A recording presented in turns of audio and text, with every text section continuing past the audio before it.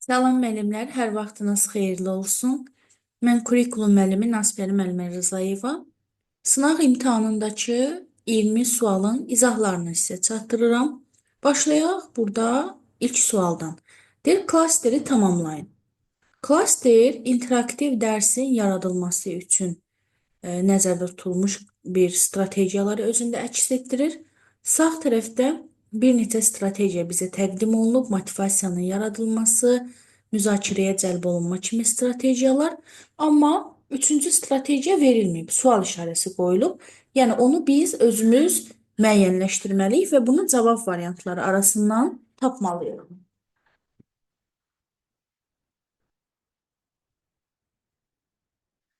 Gəlin baxaq A variantına. Bilik yönümlü dərslərin təşkilinə daha çox önəm vermək. Müəllimlər, interaktiv dərsdə bilik yönümlü dərslərə yox, əksinə praktika yönümlü dərslərə önəm vermək nəzərdə tutulur. Ona görə bu yanlış fikirdir. B variantı.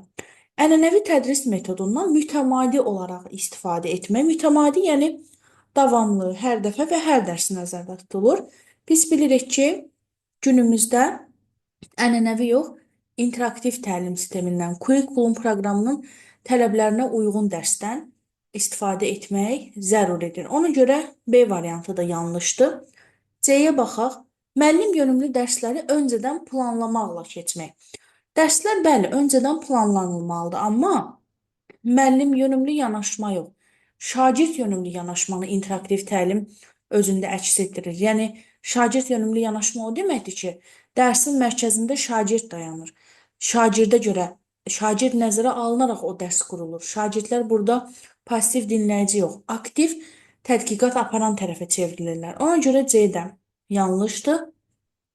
Sinifdə işgüzar təlim mühiti yaratmaq. İşgüzar təlim mühiti bircə öyrənmə mühiti deməkdir. Əməkdaşlıq etmələri deməkdir. Bir-birindən öyrənmələri deməkdir. Bəli, interaktiv təlim məhz bunu dəstəkləyir. Ona görə bu doğru fikirdir.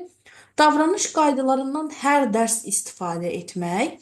Sinifdə müəyyən davranış qaydaları olmalıdır ki, sinfin idarəçiliyi yerli yerində olsun. Amma hər dərs qaydalarla şagirdləri sıxışdırmaq, çərçivəyə salmaq, bu artıq demokratiklikdən bizi uzaqlaşdırır. Bir növ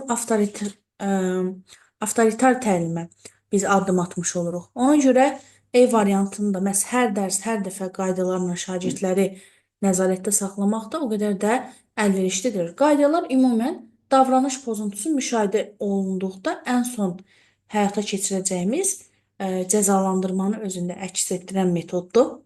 Ona görə doğru fikir nə olacaq burada? Doğru fikir olacaq D variantı. Bəli.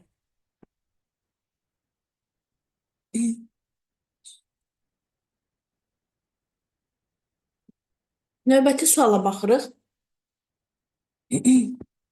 Müəllim mövzu təqdimatından sonra şagirdlərin komanda ilə işləməsi tapşırığını verir və iş vərəqlərini paylayır. Qiymətləndirmə meyarlarını elan edərkən əməkdaşlıq bacarığını da qeyd edir. Yəni, şagirdlər komandada işləməklərinə rağmen eyni zamanda əməkdaşlıq etmələrinə görə də qiymətləndirilmiş olacaqlar. Yanlış olan fəaliyyəti müəyyənləşdirmək tələb olunur.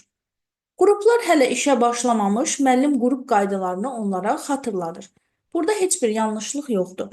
Bu doğru bir strategiyadır. Qaydalar işə başlamadan öncə qruplara elan edilməlidir. Müəllim şagirdlərin özlərinin vəzifə bölgüsü aparmaları üçün şərait yaradır. Burada da heç bir yanlışlıq yoxdur, doğrudur. Çünki şagirdlər özləri hansı vəzifə üçün, hansı fəaliyyət üçün potensiallarının yetərli olduğunu bizdən daha yaxşı bilirlər. Ona görə vəzifə bölgüsünü şagirdlərə buraxmaq, amma görsək ki, narazılıq yaranır, o zaman müdaxilə etmək tələb olunur. Komandalar işləyərkən müəllim partalar arasında gəzir və onları müşahidə edir. Bu da doğrudur. Yəni, təkcə komanda işi verib müəllim bir kənarda passiv olaraq durmalı deyil. Komanda işini eyni zamanda müşahidə etməlidir və öz nəzarətini həyata keçirməlidir. Bu da doğru fikirdir. Bu fəaliyyət ilə şagirdlərdə yumşaq bacarıqların formalaşmasına zəmin yaradır müəllim. Bu da doğrudur. Yumşaq bacarıqlar dedikdə ünsiyyət, əməkdaşlıq kimi sosial bacarıqlar nəzərdə tutulur. Şagirdlərin lövhəni rahat görmələrini təmin etmək üçün müəllim sinifdə partaların ənənəvi sıra-sıra düzülüşündən istifadə edir. Bax, bu müəllimin bu situasiya ilə bağlı yanlış addımıdır. Çünki ənənəvi sıra-sıra düzülüşü, bəli, qarşıdakı müəllimi lövhəni görməyə xidmət eləyir. Amma uşaqların bir-birləri ilə əməkdaşlıq etmələrində, qrupla, komanda ilə işin həyata keçirilməsində faydasızdır. Çünki ənənəvi sıra-sıra düzülüşdə uşaqlar partalarda əyləşəndə bir-birlərinə arxalarını çevirmiş olurlar, üzləri lövhəyə olurlar. Belə olduğu təqdirdə təbii ki, göz kontaktı da qurulmur, bir-birlərini görmürlər. O zaman burada komanda işi, qrup işi, əməkdaşlığın həyata keçirilməsi əlbəttə ki, mümkün olmur. Qrup işi zamanı partaları qrup düzülüşü ilə düzmək daha faydalıdır. Ona görə burada doğru cavab, daha doğrusu bizdən tələb olunan yanlış fəaliyyət məhz D variantındadır. Növbəti suala baxırıq müəllimlər. Sinif otağının şagirdlər üçün əlverişli məkana çevrilməsində diqqət yetirilməli amillərə aid olmayanı seçmək bizdən tələb olunur. Sinifdə partaların düzülüşü standart qalmalıdır ki, şagirdlərin diqqəti hər dəfə yayınmasın. Əslində bu yanlış fikirdir. Niyə görə? Misal üçün, bayaqki situasiyada qrupla iş işlədəcəmsə, o zaman təbii ki, partaların düzülüşünün standart qalması mənim qrupla iş həyata keçirməyimə mane olacaq. Ona görə mən partaları öz metodumdan, dərsdə həyata keçirilən fəaliyyətlərdən asılı olaraq fərqli formalarda, misal üçün U şəklində, atnalı formasında, yaxud qruplar şəklində, yaxud dairəvi, dəyirmi masa şəklində düzə bilərəm. B variantı. Şagirdlərin yaşından asılı olaraq sinif otağındakı rənglər onları stimullaşdırmağa xidmət etməlidir. Tamamilə doğru fikirdir. Aşağı yaşlı uşaqlar daha çox əlvan rənglərlə öyrənirlər, daha çox onların diqqətini cəlb edir, o zaman daha çox konsentrasiya ola bilirlər dərsdə. Yuxarı sinif şagirdləri daha çox düz rənglər, harmonik rənglər, simmetriyaya üstünlük verirlər. C variantına baxaq. Həm gigiyenik, həm də sinfin oksigenlə təmin edilməsi baxımından sinfin havası hər gün dəyişilməlidir. Bu da doğru fikirdir. Hər səhər şagirdlər gəlmədən öncə sinif havalandırılmalıdır və tənəffüs zamanında bu fəaliyyət təkrar edilməlidir. Sinifdə düzgün olmayan işıqlandırma bəzi sağlamlıq problemləri yarada bilər. Bu da doğrudur. Həddən artıq çox parlaq işıq, həddən artıq qaranlıq olması otağın və işığın əsməsi göz yorğunluğuna, ümumi yorğunluğa və beynin və gözün digər sağlamlıq problemlərinə səbəb ola bilər. Şagirdlər sinifdə özlərini fiziki baxımdan təhlükəsiz hiss etməlidirlər. Doğrudur. Misal üçün, elektrik naqilləridir, yaxud da şagirdlərə zərər yetirə biləcək sivri uclu alətlərdir. Bunlar hamısı təhlükəsiz bir formada olmalıdır. Deməli, burada doğru fikir olur, aid olmayan A variantı.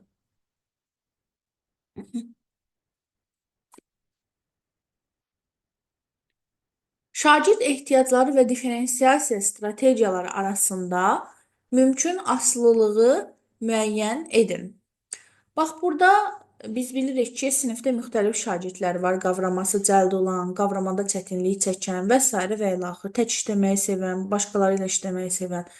Biz onların hamısını nəzərə alıb, müxtəlif fəaliyyətlər yerinə yetiririk və buna deyirik diferensiasiya. Burada da həmin fəaliyyətləri məhz həmin şagirdlərin özəl xüsusiyyətlərinə görə uyğunlaşdırmalıyıq. Mən sizə təklif edirəm ki, bu testləri yerinə yetirəndə birinci bu hissədən başlayın, bu hissəni yuxarı uyğunlaşdırın. Şagirdlərin adı yazılı kağızlardan istifadə edərək onları fəaliyyətə sövq eləmək. Bax, bu suallara yerdən cavab verən şagird üçün həyata keçirilən fəaliyyət ola bilər. Çünki uşaqların adını yazırıq, bir torbaya atırıq və təsadüfi olaraq çıxarıq. Misal üçün, Əli, sənin adın çıxdı, buyur, sualı sən cavablandır. Bu artıq yerdən cavab verməyə mane olan və səliqəli, səhmanlı, dərsin daha axıcı, rəvan, vaxt itkisinə yol verilmədən həyata keçirilməsini təmin edən bir prosedurdur. A-nı yazırıq 6-ya. Yaradıcılıq tələb edən tapşırıqları hazırlamaq. Siz idrak taksonomiyasının ən üstün mərhələsinin yaradıcılıq olduğunu bilirsiniz, yaratmaq olduğunu bilirsiniz və ən üstün təfəkkür yaradıcı təfəkkürdür. Deməli, bu daha potensiallı uşaqlara, misal üçün, qavraması cəld şagirdə verilə bilən tapşırıqdır. Ona görə onu nəzərə alaraq bu fəaliyyəti həyata keçiririk. Dərsin mərhələlərinə cütlərlə, qruplarla işi əlavə etmək, cütlərlə iş, parta yoldaşı ilə işləmək, qruplarla iş, komanda tərkibində işləməkdir və hər ikisi əməkdaşlığı, sosiallığı özündə əks etdirir. Ona görə bu sosiallığa meyl edən, yəni başqaları ilə işləməkdə maraqlı olan şagirdə uyğun fəaliyyətdir. Şagirdlərlə dialoq yaradaraq mövzunu mənimsətmək və ara sıra onların fikirlərini almaq. Bax, görürük ki, uşaqların diqqəti dərsdən yayınır. Olur da, müəllim dərsi izah edir. Uşağın gözü lövhəyə baxır, fikri başqa yerdədir. Ona görə biz dərs izahında, yaxud dərsin hər hansısa bir mərhələsində passiv mövqe yaratmamalıyıq şagirdlər üçün. Yəni, onları da sual-cavab eləyərək, onlarla ünsiyyətdə olaraq, onlarla dialoq halında olaraq biz dərsi təşkil etsək, onlara da maraqlı gələr, diqqətləri dərsdən yayınmaz. Ona görə məhz D variantı 5-ci bənddə nəzərdə tutulan şagirdə uyğun fəaliyyətdir. Fərdi işləmə imkanı yaratmaq. Fərdi, yəni təkcə işləsin. Bu da müstəqil öyrənməyə meyl edən şagirdə uyğun fəaliyyətdir. Onlar istəyir tək işləsin, heç kəs onlara mane olmasın.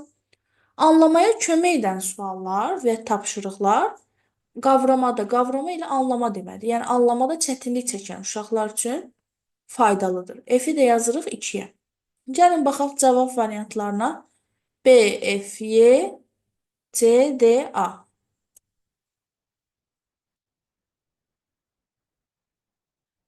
Aha, A variantı olur müəllimlər burada doğru cavab. Davam edirik. Bu da maraqlı suallardan biridir və imtahan tipidir eyni zamanda. Diferensial təlim zamanı müxtəlif öyrənmə bacarıqlarına xitab etmək üçün tapşırıqların çətinlik dərəcəsini müxtəlifləşdirmək bilirik ki, vacibdir. Yəni, uşaqlara ancaq çətin, yaxud ancaq asan tapşırıq yox, müxtəlif çətinlik səviyyəli tapşırıqlar verməliyik ki, hər birinin potensialına uyğun olsun. Aşağıdakı tapşırıqları deyir, asandan çətinə doğru sıralayın. Yenə də burada taksonomiya bizim köməyimizə çatır. Biz bilirik ki, fəaliyyətləri, hətta təlim nəticələrindəki feilləri idrak taksonomiyasının açar feillərinə görə biz düzürük və asandan çətinə olsa, bu şagirdlər üçün daha faydalıdır. Taksonomiyanın aşağıdan yuxarıya doğru, yəni asandan çətinə yerinə yetirilən fəaliyyətləri xatırlamaq, anlamaq, tətbiq etmək, təhlil etmək, dəyərləndirmək və yaratmaqdır. Biz də bu tapşırıqları məhz bu sıraya uyğun düzəcəyik ki, həqiqətən də asandan çətinə olanı müəyyənləşdirək. Birinci nəzər yetirin feillərə. Misal üçün, sadalayın feili. Heç cümləni oxumağa ehtiyac duymuruq. Bilirik ki, bu xatırlamaq mərhələsinə aiddir. Ona görə ən aşağı fəaliyyətdir, ən sadə fəaliyyətdir. Əzbərlədiyini sadəcə yadına salmaqla kifayətlənir. Sadalamaq ən asan fəaliyyət. Sonra, xatırlamaqdan sonra nə gəlir müəllimlər? Anlamaq. Baxaq, mən artıq tapdım. İzah edin deyir. İzah edirsə bir şeyi öz başa düşdüyü tərzdə, öz anladığı şəkildə təsvir etmiş olur. Deməli, anlamaq ikinci fəaliyyətdir asandan çətinə prinsipi ilə. Sonra gəlir tətbiq etmək. Tətbiq etmək. Gəlin baxaq.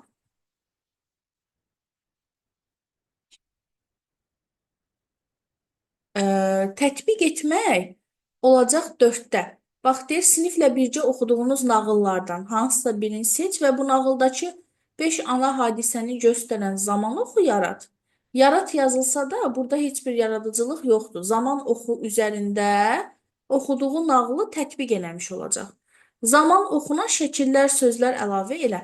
Bəli, bu artıq tətbiq etməni, artıq oxuduğunu həyata keçirməyi özündə əks etdirir. Sonra gəlir təhlil etmək. Təhlil etməkdə mənim müdavimləri bilir, mən onlara ipucu vermişəm. Bir önə çıxarma olur. Ən üstün, daha üstün, tutuşdurur bir-biri ilə və təhlil edir. Bu 1-ə uyğun gələcək. Hansı daha üstündür? Sonra nə gəlir? Dəyərləndirmək. Bax, münasibət bildiriksə, bu bizim öz tənqidi yanaşmamızdır və dəyərləndirmək mərhələsinə uyğundur. Ən sonda gəlir ən üstün fəaliyyət və ən çətin fəaliyyət yaratmaq. Yaratmaq da ikidədir. Çünki oxuduğu nağıllardan birinin qəhrəmanını öz təsəvvüründə canlandırır. Yəni burada uşaqların hərəsi fərqli kreativ ideyalar nümayiş etdirmiş olacaqlar. Fərqli yaradıcı yanaşma ilə bu tapşırığı yerinə yetirmiş olacaqlar və günümüzdə bu bacarıq necə istifadə olunacaq? Yəni bu hansı problemin həllində, yaxud da necə artıq bunu uşaqlar özlərindən uydurmuş, yaratmış olacaqlar həmin qəhrəmanı. Ona görə yaradıcılıq da ikidir. Deməli doğru olan 3 5 4 1 6 2. E variantı olacaq düzgün cavab müəllimlər. Dərhal növbəti suala keçid edək. İnsan uzaq məsafələri qısa zaman ərzində və daha rahat qət etməsi üçün nəqliyyat vasitələrini yaratdı.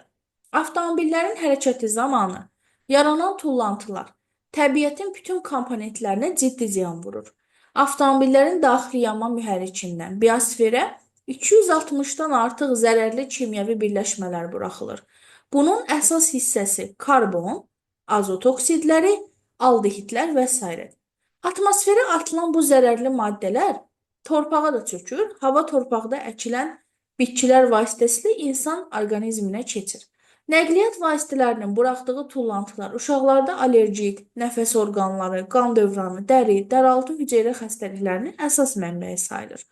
Bu yanaşma daha çox hansı düşünmə formasının inkişaf etdiyini göstərir. Müəllimlər, bu təfəkkür mövzusunda qeyd olunan düşünmə formalarından sistemli düşünməyə aiddir. Çünki sistemli düşünmə sadəcə bir istiqamətdə yox, müxtəlif istiqamətlərdə hər tərəfli düşünməni özündə əks etdirir. Yəni bir şeyin sadəcə bizə olan faydası, biz rahat gedək gələk yox, həm də onun ümumiyyətlə cəmiyyət üçün hansısa bir zərəri mi var, ziyanı mı var, nəticəsi nədir? Bax, bunu da düşünməni tələb edir ki, biz burada bunu müşahidə etdik ki, avtomobilin faydalı olduğunu da, zərərli olduğunu da düşünə bilir. Ona görə sistemli, hər tərəfli düşünür. 47. Bu üsul müzakirə texnikası ilə keçirilir. Proses zamanı danışanın ifadə etdiyi fikirdən çıxış edərək sual verilir və yeni müzakirə başlanır.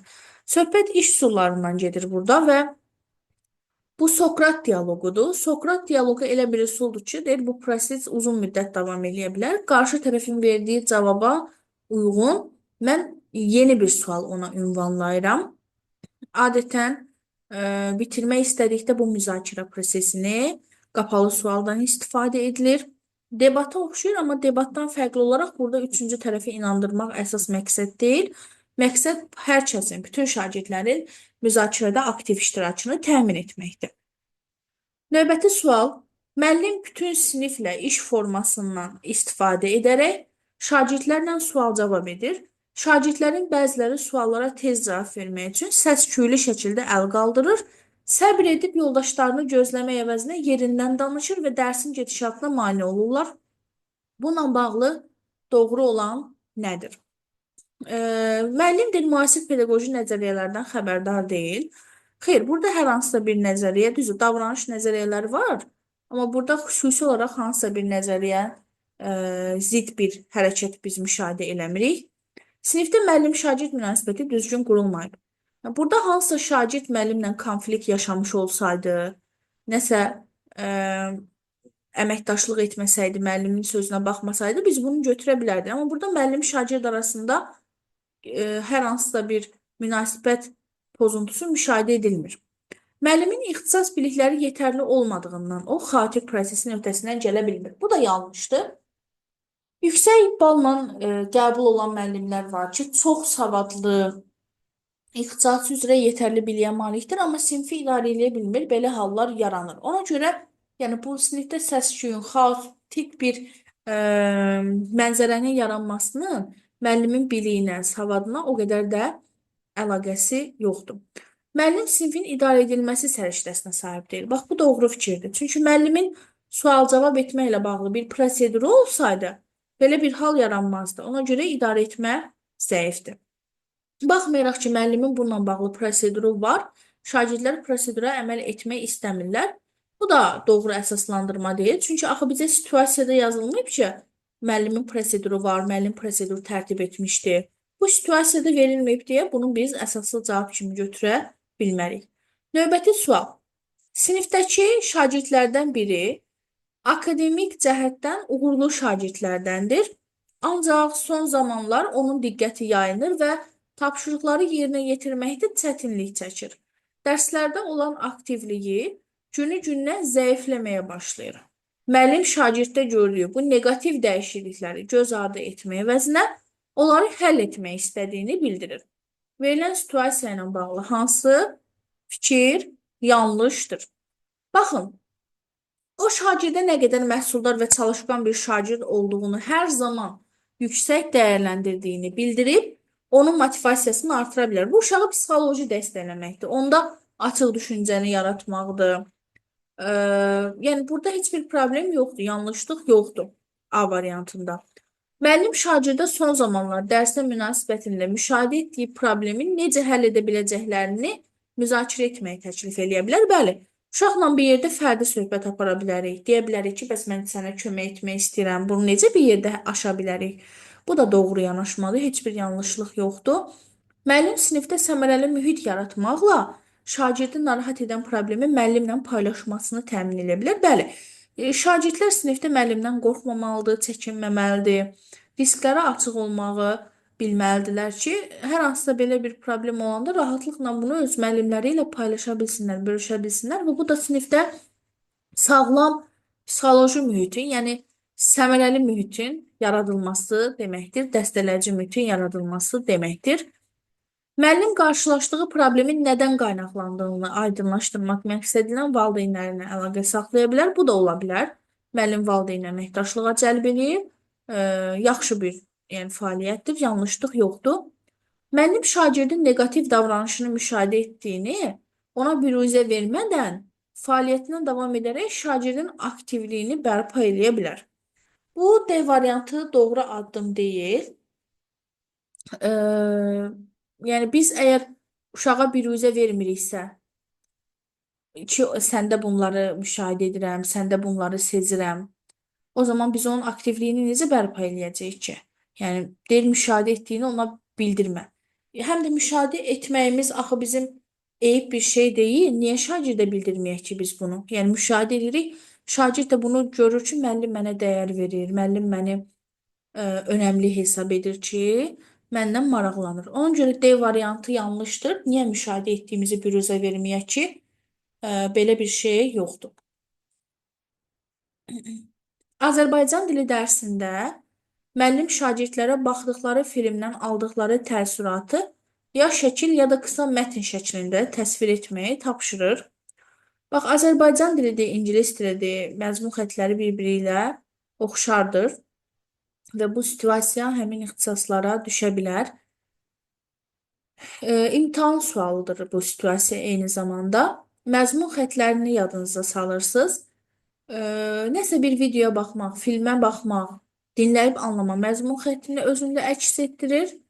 Amma mətn şəklində, yəni yazı yazmaq, yazı məzmun xəttini, ayrı-ayrı məzmun xəttlərini biz bir fəaliyyətdə birləşdiririksə, bu olur fəndaxili üfüqi inteqrasiya.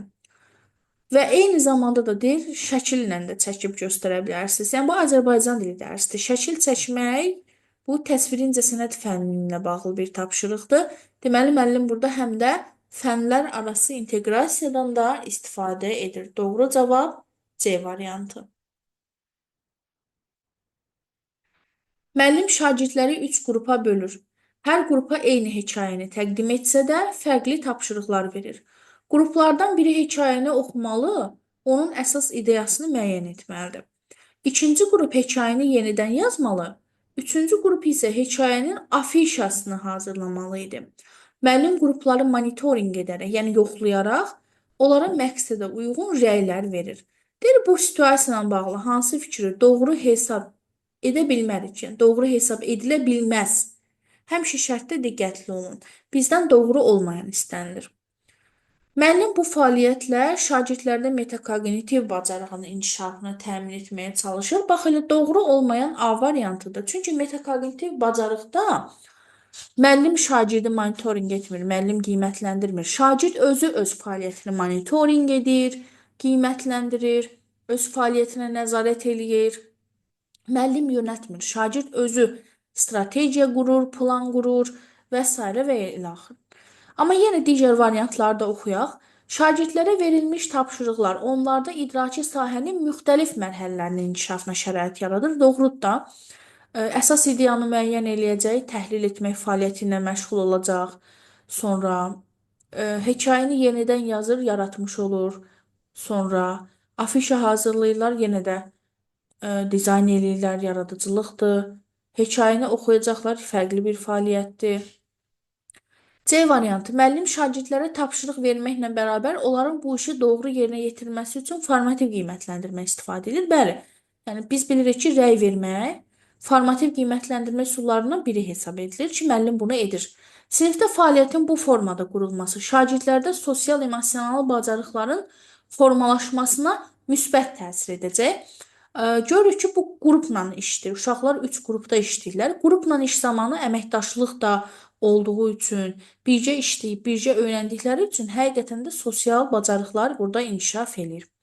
Şagirdlərə verilmiş bəzi tapşırıqlar onlarda yuxarı təfəkkür səviyyəsinin formalaşmasına xidmət edir. Bu da doğrudur. Tənqidi yaradıcı təfəkkür yuxarı təfəkkürdür və bayaq dedim, hekayənin afişasını hazırlayıb, hekayəni yenidən uydurub yazmaqla zaten yaradıcı təfəkkürdən istifadə olunur. Növbəti sual. Dərs zamanı iki şagird anidən mübahisə etməyə başlayır. Mübahisə getdikcə böyüyərək konfliktə çevrilir. Müəllim baş verənlər qarşısında özünü itirərək nə edəcəyini bilmir və şagirdlərin hər ikisini cəzalandırır. Verilən situasiya ilə bağlıdır. Doğru fikir hansıdır? Bax, bu sinfin idarə edilməsi ilə bağlı bir sualdır. Müəllimin var proaktiv yanaşması, var reaktiv yanaşması. Proaktiv yanaşan müəllim öncədən gözləntilərini, prosedurlarını, hansı situasiyada hansı qaydanı tərtib edəcək, bunları planlaşdırır. Amma reaktiv yanaşan müəllimin öncədən heç bir etibarlı hazırlığı yoxdur, ona görə qəfil reaksiya verir. Burada da müəllim buna hazır deyildi, özünü itirdi və hər ikisini cəzalandırdı. Çıxış yolunu bunda tapdı və baş verənlərə reaktiv yanaşma nümayiş etdirmiş oldu. Sinif müzakirələrində müəllimdən gözlənilən səriştələrdən deyil. Müzakirə zamanı hazırlanan suallar müxtəlif fərziyyələr doğurmalıdır. Bu doğrudur. Müxtəlif fərziyyələr yaratmalıdır ki, uşaqlar fərqli-fərqli mövqe bildirə bilsinlər, münasibətlərini əsaslandıra bilsinlər. Köməkçi suallar bir cavablı olmamalı, şagirdləri nəticəyə gəlməyə istiqamətləndirməlidir. Bu da doğrudur. Yəni konkret suallar olmamalıdır. Müzakirəni planlaşdırarkən mövzunu ən zəif şagirdin səviyyəsini nəzərə alaraq müəyyənləşdirmək lazımdır. Bu yanlış yanaşmadır. İndi izah edəcəm niyə. Müzakirə zamanı şagirdlərdə yaranan sualların cavablandırılması üçün onları digər şagirdlərə yönəltmək, bu da ola bilər. Bütün siniflə bir yerdə müzakirə eləsinlər, bircə müzakirə. Müzakirə zamanı şagirdlərin irəli sürdükləri fikirlərin dəyərləndirilməsi aparılmalı, diqqəti onların dediklərinin necə əsaslandırmalarına yönəltmək lazımdır. Bu da doğru fikirdir. C niyə yanlışdır? Ən zəif şagirdə görə biz mövzu müəyyənləşdirsək, digər şagirdlərə bu mövzu maraqsız olar. Onlar üçün sönük ola bilər bu mövzu. Daha həddən artıq asan gələ bilər və onlar müzakirədə iştirak etməzlər. Ona görə müzakirə mövzusunda biz əsasən mövzunun günümüzdə aktual bir mövzu olmasına diqqət yetirməliyik. Uşaqlar üçün maraqlı olan mövzu olmasına diqqət yetirməliyik.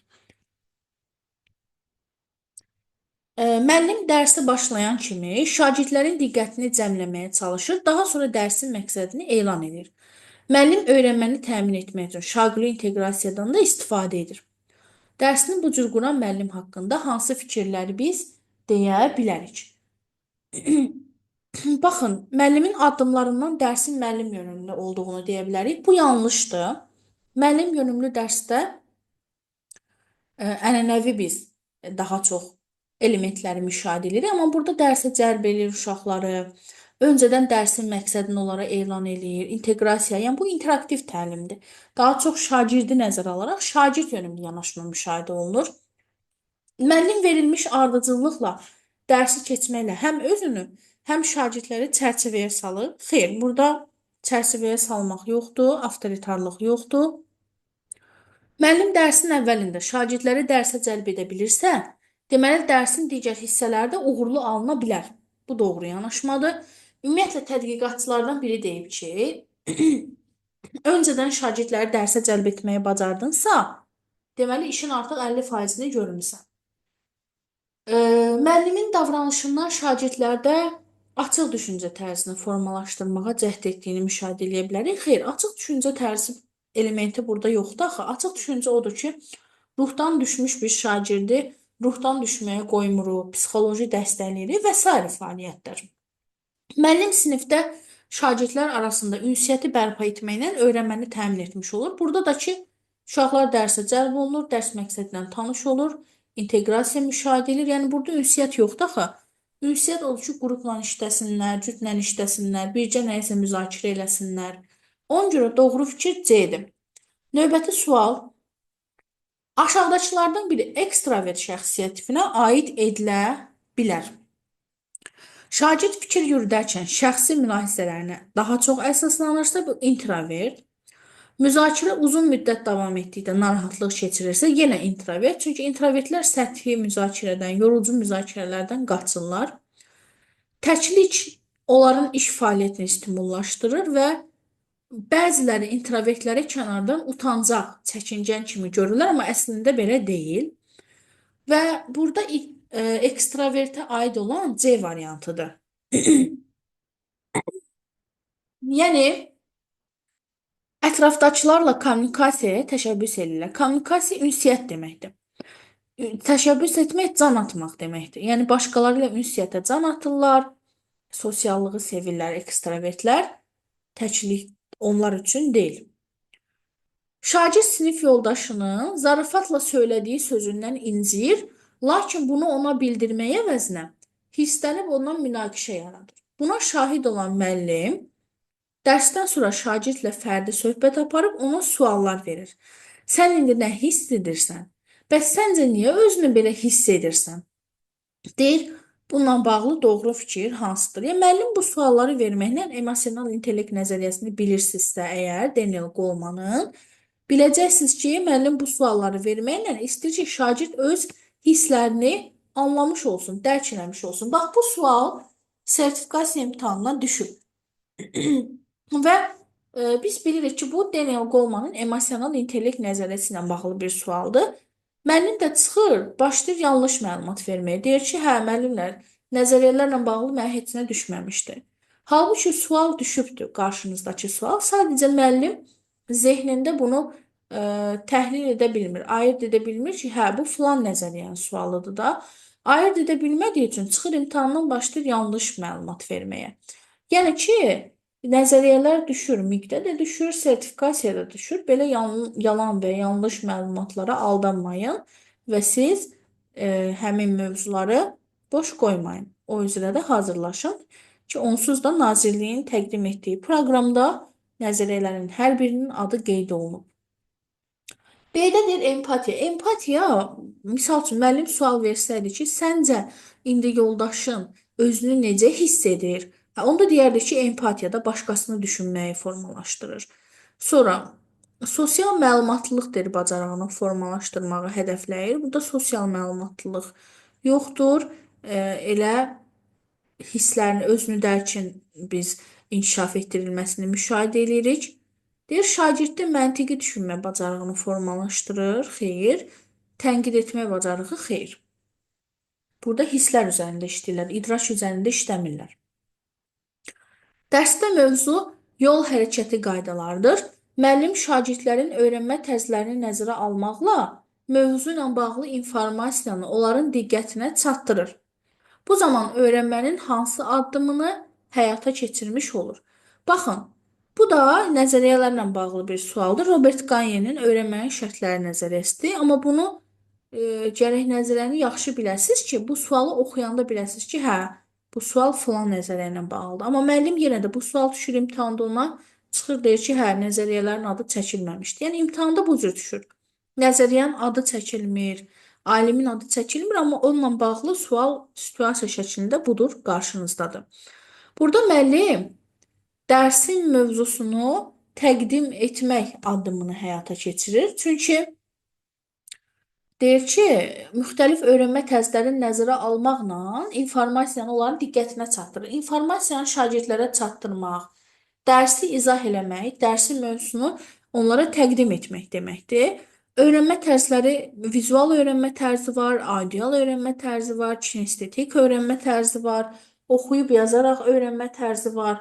Yəni müəllim müxtəlif cür izah eləməklə, şəkillə, animasiya ilə, şifahi izahla, hərəkətli, rollu oyunla, yaxud praktiki şəkildə və s. bunu təqdim etmiş olur. İnkişafa açıq düşüncə tərzinə sahib şagirdə aid olanı müəyyənləşdirmək tələb olunur. İnkişafa açıq düşüncə deyir ki, tapşırığı edə bilmirəmsə, deməli mən çox çalışmalıyam, daha çox cəhd eləməliyəm, daha çox səy göstərməliyəm. İnkişafa qapalı düşüncə isə tapşırığı elə bilməyəndə deyir ki, bu məndə alınmayacaq, mənlik deyil. Yaxud da tapşırığı yerinə yetirəndən çətinlik çəkirsə, deyir ki, hə, qoyum yarımçıq keçin başqa tapşırığa. Yaxud da sualları cavablandırmaqda qorxur, deyir birdən səhv cavab verərəm. Başqaları deyər ki, bu nə savadsızdır, bu nə zəifdir. Sonra rəyləri qulaq ardına vurur B variantındakı kimi. Deyir ki, ən yaxşısı mən bilirəm, mən ən mükəmmələm, rəylərə, başqasının məsləhətinə ehtiyacım yoxdur. Yəni, buradakı 4 fikrin 4-ü qapalı, bir dənə D variantı açıq düşüncə tərzinə aiddir. Yanlış olan fikri müəyyənləşdirmək tələb olunur. Düzgün qiymətləndirmə praktikası. Effektiv öyrətmə və öyrənmənin əsas elementlərindən biridir. Doğru fikirdir.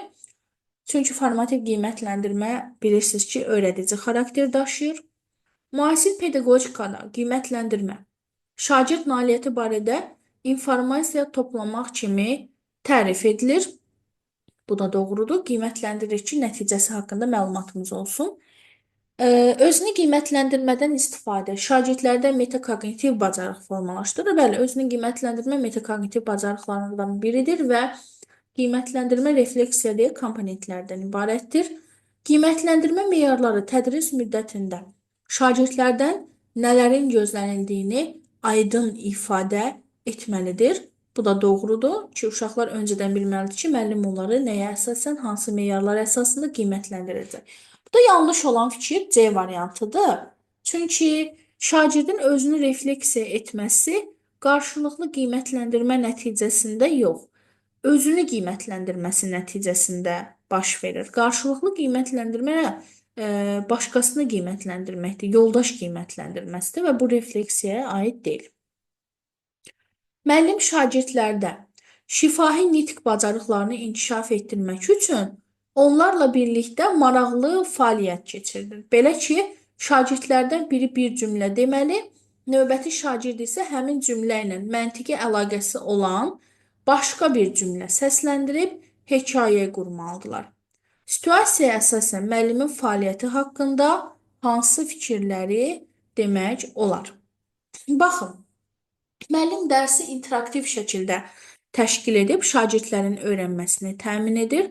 Bu doğru fikirdir. Çünki müəllim dərsi uşaqların marağına uyğun keçməklə şagird yönümlü dərs təşkil etmiş olur. Müəllim bu fəaliyyətlə şagirdlərin metakognitiv bacarığını inkişaf etdirir. Bu yanlışdır. Metakognitiv bacarıq fəaliyyəti yoxdur situasiyamızda. Bu fəaliyyətlə müəllim şagirdlərdə savadlılıq səriştəsini, fəal dinləmə bacarığını formalaşdıra bilər. Bu doğrudur. Niyə doğrudur? Nitqləri inkişaf etməklə savadlılıqları da inkişaf etmiş olur kompetensiya olaraq və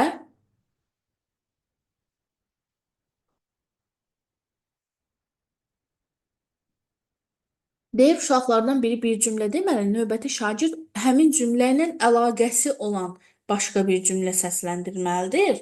Yəni burada uşaqlar artıq bir-birlərini dinləməlidirlər, məcburdurlar dinləməyə ki, onunla əlaqəli cümlə səsləndirib hekayəni tamamlasınlar. Ona görə fəal dinləmə də inkişaf edir. Müəllimin dərsdə istifadə etdiyi metod verbal lingvistik intellektə malik uşaqları daha çox cəlb edər. Bəli, çünki verbal lingvistik danışmağı, nitqindən istifadə etməyi, sözlərdən istifadə etməyi, hekayəni xoşlayır. Müəllim bu üsulu seçərkən şagirdlərin zehni inkişaf xüsusiyyətlərini nəzərə alıb, xeyr, zehni inkişaf mərhələləri onların yaş xüsusiyyətləridir. Siz bunu Piaget nəzəriyyəsindən bilirsiniz artıq. Bununla əlaqəsi yoxdur. Deməli 1, 3, 4 olacaq doğru cavabımız. Bu da C variantındadır. Bu qədər müəllimlər, sağ olun. Növbəti test izahlarında, növbəti videolarda görüşənə qədər.